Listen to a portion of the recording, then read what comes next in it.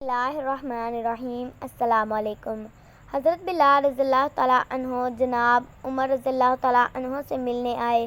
جب بلال رضی اللہ تعالیٰ عنہ دروازے سے داخل ہوئے تو فاروق اعظم رضی اللہ تعالیٰ عنہ نے کرسی چھوڑ دی، ہاتھ باندھ کے کونے میں کھڑے ہو گئے۔ کالا رنگ نام لکھنا نہیں جانتے، کیسر و کسری کو خاطر میں نہ لانے والا عمر رضی اللہ تعالیٰ عنہ بلال رضی اللہ تعالیٰ عنہ کے سامنے کھڑے ہو گئے۔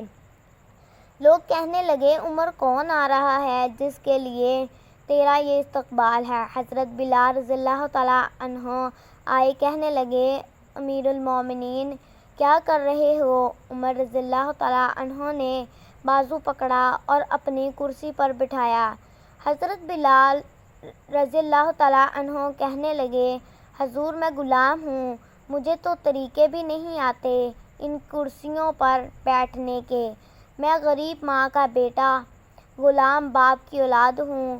حضرت عمر رضی اللہ تعالیٰ عنہ کہنے لگے، بلال رضی اللہ تعالیٰ عنہ تو غلام تھا، لیکن جب سے تو مصطفیٰ صلی اللہ علیہ وآلہ وسلم کا غلام بننا ہے تو ہمارا امام بن گیا ہے، اب تو امام ہے۔ رسول اللہ صلی اللہ علیہ وسلم کی امت کا فرمایا،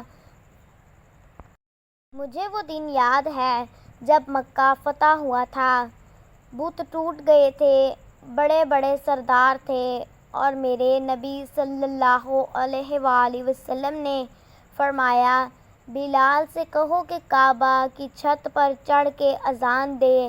لوگوں نے کہا، حضور کسی اور کی ڈیوٹی لگا دے، تو آپ صلی اللہ علیہ وآلہ وسلم نے فرمایا، چپ کرو، بدر میں مار کھا کے اذان پڑھے تو بلال، احد میں پتھر برسے اذان پڑھے تو بلال، تپتے صحراؤں میں پڑھے پتھر کھا کر اذان پڑھے تو بلال، بلال کو بلاؤ۔ اور آج اگر اللہ نے عزت دی ہے تو میں لوگوں کو دیکھ کے بلال رضی اللہ تعالیٰ عنہ کو عزت نہ دوں؟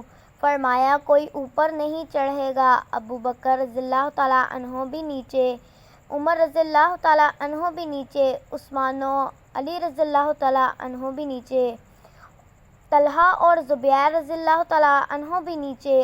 آج یہ حبشی غلام کعبہ کی چھت پر چڑھے گا اور میں دنیا کو بتاؤں گا کہ عزت اسی کے پاس ہوتی ہے جو رسول صلی اللہ علیہ وآلہ وسلم کا غلام بنتا ہے۔ میرے تمام بہن بھائیوں سے درخواست ہے کہ میرے چینل کو سبسکرائب کریں، ویڈیو کو لائک کریں۔ اللہ حافظ۔